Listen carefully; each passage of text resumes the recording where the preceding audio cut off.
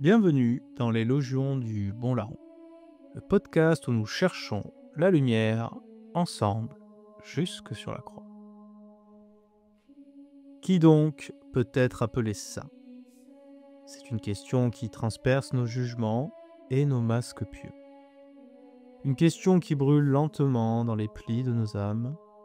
Une question que le Christ, silencieusement, adresse à chacun de nous. Il est un étrange et sourd mouvement de fierté de l'âme qui naît dans les cœurs religieux. Celui qui commence à classer les âmes, les justes, les médiocres, les perdus, à trier, à jauger, à éviter. Comme si la grâce était une balance, comme si l'on pouvait se mesurer entre nous pour se rapprocher de Dieu. Mais quelle âme s'est élevée par sa seule force? Quel homme, quelle femme a jamais touché la lumière sans avoir d'abord été brisé, défiguré, renversé par la miséricorde de Dieu? Dans le chemin du Christ, on ne monte pas en dominant les autres. On descend dans l'aveu de notre misère, dans cette béance intérieure qui crie vers le ciel « Sans toi, je ne peux rien ». Le Christ l'a dit, et il ne ment pas. Sans moi, vous ne pouvez rien faire. Jean 15, verset 5. Rien. Pas un souffle de sainteté, pas une étincelle de charité, pas un frémissement de vérité. Tout est don. Et ce que nous appelons vertu n'est que la trace d'un amour reçu, non fabriqué. L'Église le rappelle avec clarté. La sainteté chrétienne n'est rien d'autre qu'une participation à la sainteté de Dieu. Catéchisme de l'Église catholique, 2012. Il ne s'agit donc pas de devenir des meilleurs. Il s'agit d'être greffé sur une vie qui n'est pas la nôtre, d'être illuminé par une lumière qui ne vient pas de nous. Alors, que dire de cette tentation qui nous pousse à juger, à nous éloigner, à nous croire saints parce que nous fréquentons d'autres croyants propres, fiables, catholiques pratiquants? Ce n'est pas le fruit de l'Esprit Saint. C'est le murmure de l'orgueil pharisien.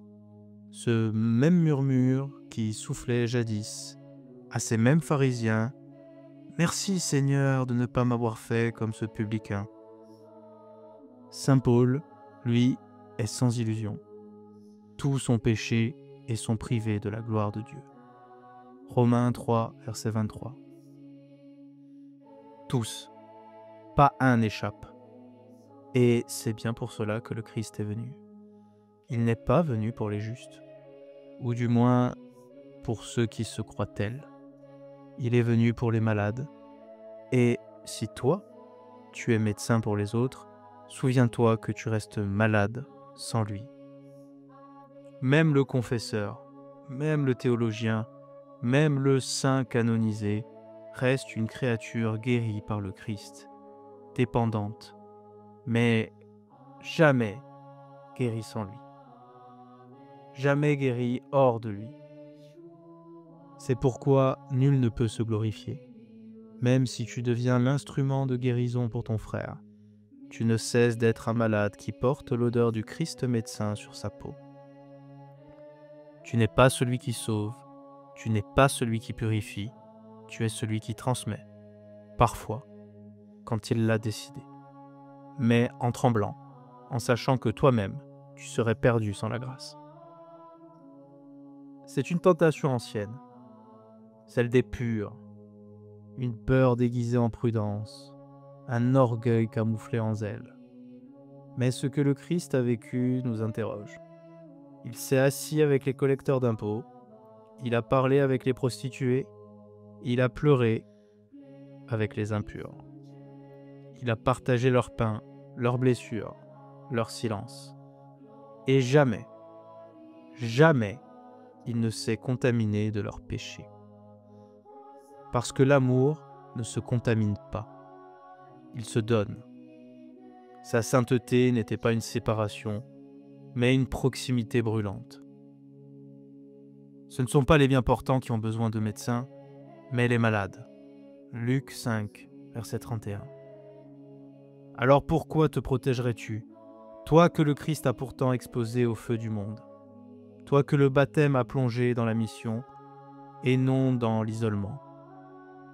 On entend parfois « il faut éviter les mauvaises fréquentations ».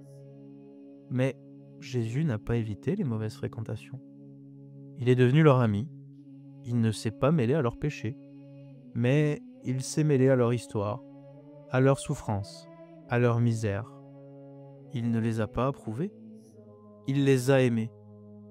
Et toi, es-tu prêt à aimer sans fuir, à rester sans juger, à témoigner sans mépriser? La vérité doit être dite, certes, mais elle ne peut être tranchante sans être d'abord blessée d'amour. Car la vérité sans l'amour est une épée sans fourreau, et l'amour sans vérité, un sourire qui damne. Nous ne sommes pas appelés à valider le péché, mais nous ne sommes jamais appelés à abandonner le pécheur. L'Église appelle chaque personne, dans toute sa complexité, à être accueillie avec respect, compassion et délicatesse. Catéchisme de l'Église catholique, 2358. Ce n'est pas un appel sentimental, c'est un commandement du Christ. Ce que vous ferez au plus petit d'entre les miens, c'est à moi que vous le ferez. Et puis, attention à ce piège subtil, celui de la comparaison. Comme si nous pouvions un jour dire à Dieu « Moi, je ne suis pas comme eux ». Mais Jésus a déjà raconté cette histoire. 2 hommes au temple, l'un se croit juste, l'autre se sait perdu, et c'est ce dernier, le publicain, qui sort justifié. Luc 18, versets 9 à 14. Mieux vaut être un pécheur prosterné aux pieds de Dieu qu'un juste dressé sur le piédestal de sa propre vertu. Car dans le cœur de Dieu, il n'y a pas de hiérarchie d'âme, seulement des enfants blessés à sauver. Tu veux être saint? Commence par prier pour ceux que tu évites, par porter leur nom dans le secret de ton cœur, par pleurer sur leurs blessures autant que sur les tiennes. Saint Bernard disait « Mieux vaut l'enfer avec les humbles que le paradis avec les orgueilleux.